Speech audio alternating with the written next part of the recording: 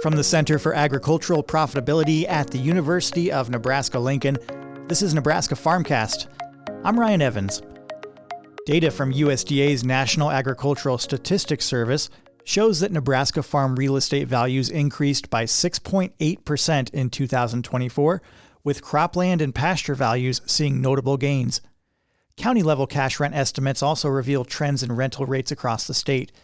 To break down these numbers and what they mean for farmers, ranchers, and landowners, I'm joined again by Jim Jansen, an agricultural economist with the University of Nebraska-Lincoln. Jim leads efforts on UNL's annual Nebraska Farm Real Estate Survey and Report, which publishes a preliminary report of updated average land values and rental rates every spring, followed by a complete report every summer. He has a new article up on our center's website that's also linked to in the notes to this podcast, and that looks at findings in land values and cash rents from USDA NASS, which is what we'll cover here, and those include county-level cash rents. So, Jim, thanks for joining me again. Thanks for having me today. Yeah, so first, can you just explain some of the differences between what you lead in the Nebraska Farm Real Estate Survey and Report that's published annually here at UNL, and then the land values and cash rent data published by USDA NASS, which is what we'll be talking about here? Yeah, so each survey is done independent of the other one, meaning the USDA has their own processes and survey pool and procedure, and we have a separate process and clientele that are surveyed as part of it. Annually, the Nebraska Farm Real Estate Market Survey and Report is conducted. We start surveying folks in about the middle of January every year, and we collect them through responses for the preliminary estimates up through March, early March.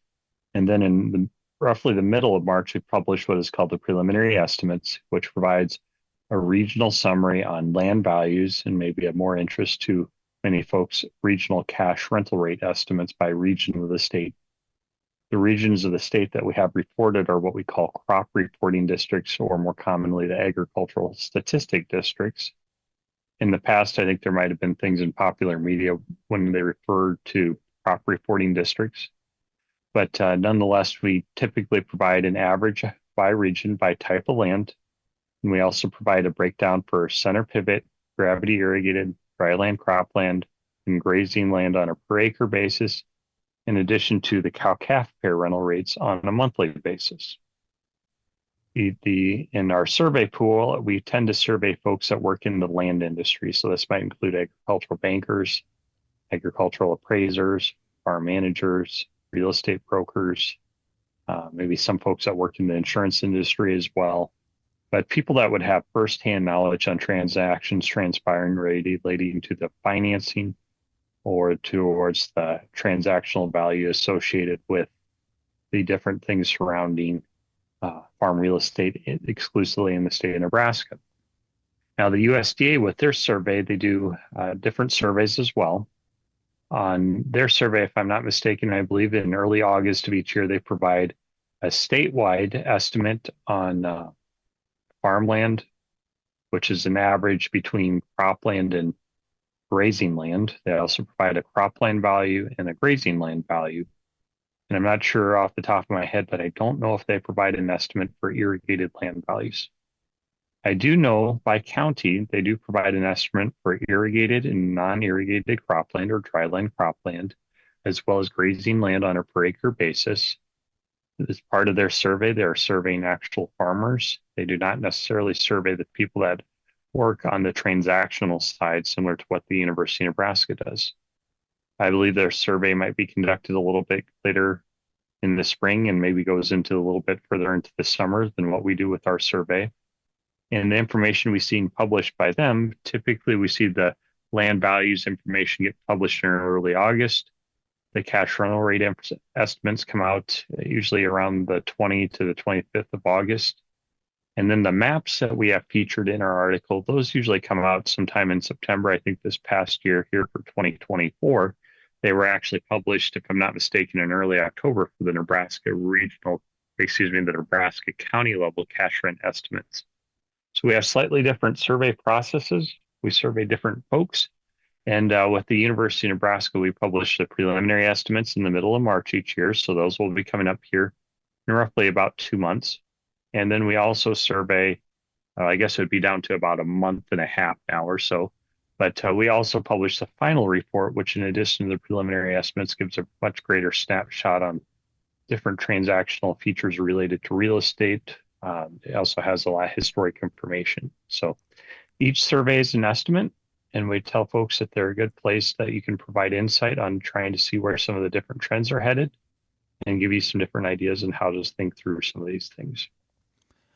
Great. Thanks, Jim. And UNL's annual survey and report, the preliminary report Jim mentioned, that will be published on our center's website at cap.unl.edu, as he mentioned, in mid-March. And back to the USDA data here, Jim, looking at that for 2024, as you do in the article, what are just big picture takeaways that jump out at you for land values and cash rents in Nebraska?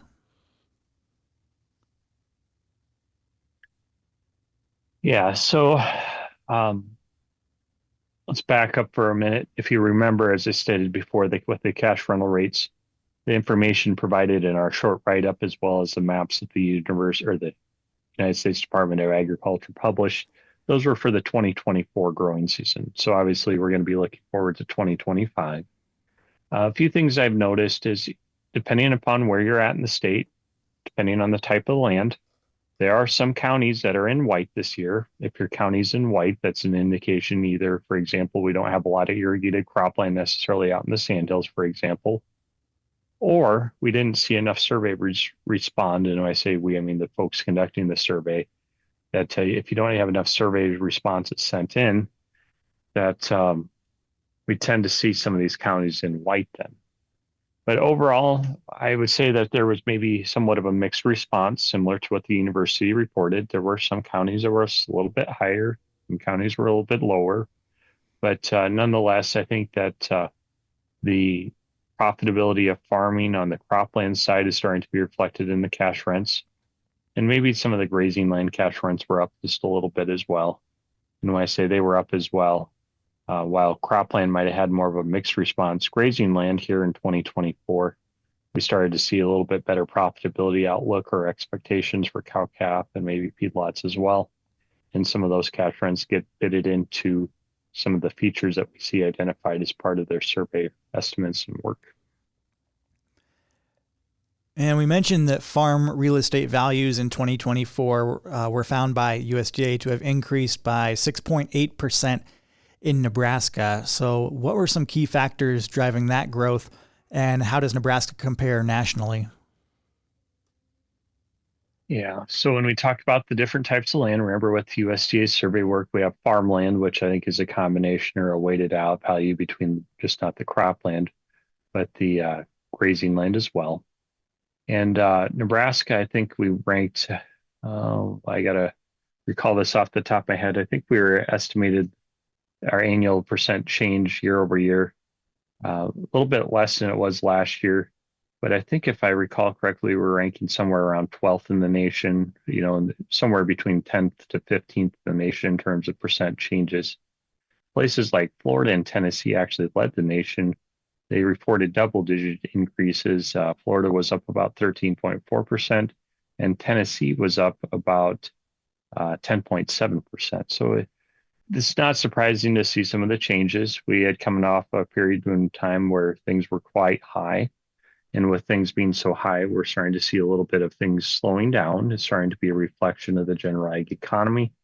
And with that, we're starting to see some of the averages reflect some of those pieces of information there. Great. Yeah. And you were right on it. It looks like Nebraska ranks 13th in 2024 for percentage increase in land value. And then we mentioned that grazing land values actually increased more than cropland values in 2024, according to USDA. And that's not always the case. So what's behind that trend, and how have livestock prices played a role? Yeah, so broadly speaking, the two major industries in our agricultural side, we have the crop industry and we also have the livestock industry.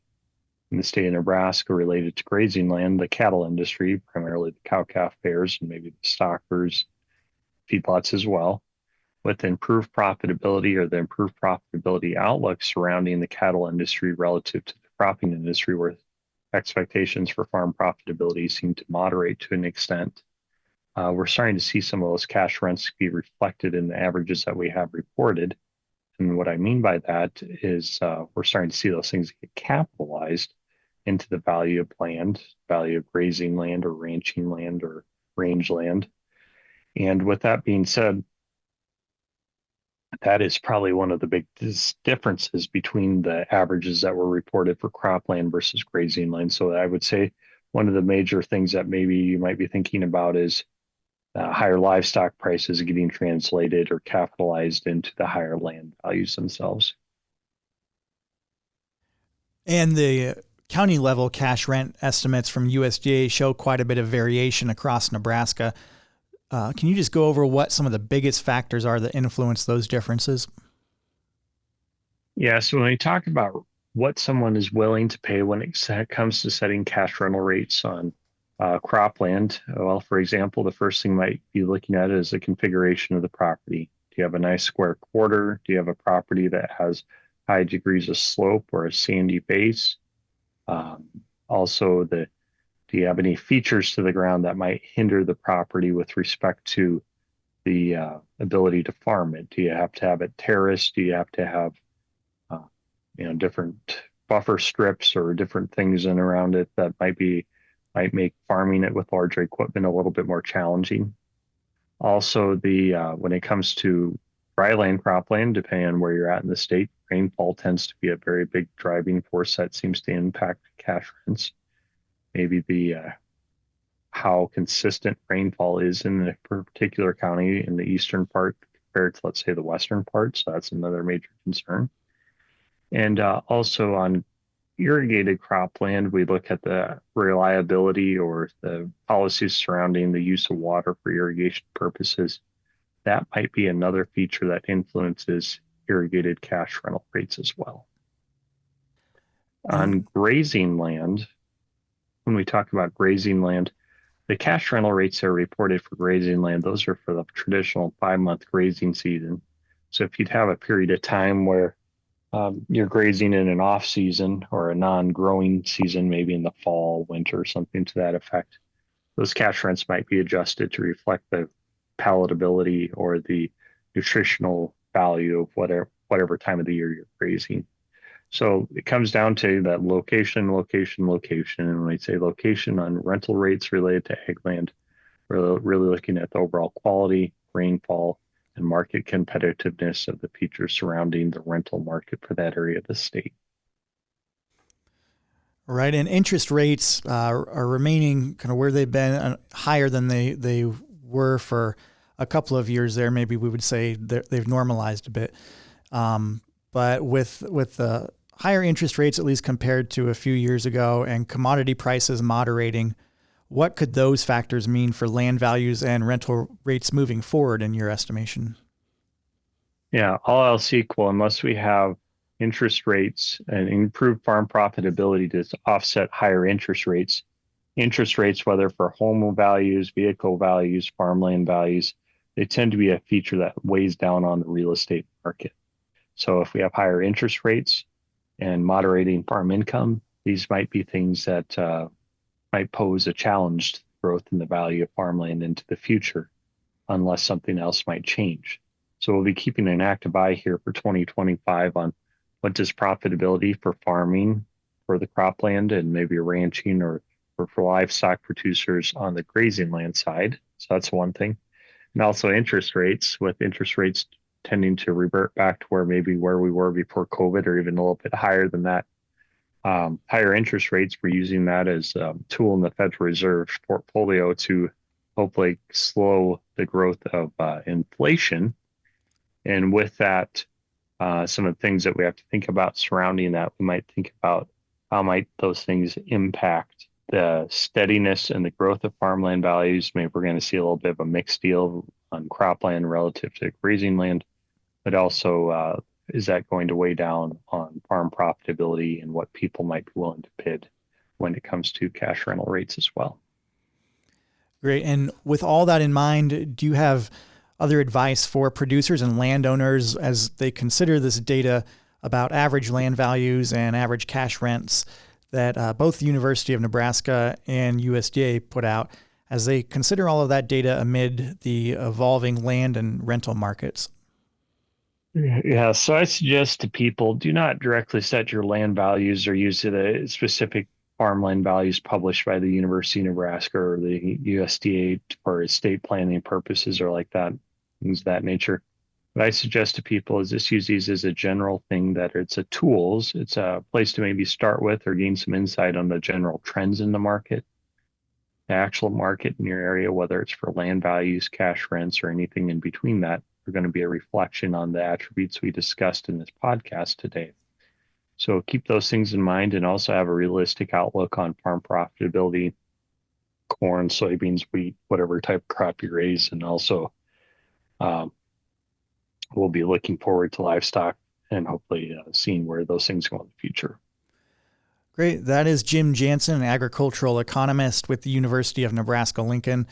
And you can find his new article on USDA 2024 land values and county level cash rent estimates for Nebraska. That's on our website at cap.unl.edu and linked to in the notes to this podcast, wherever you're listening.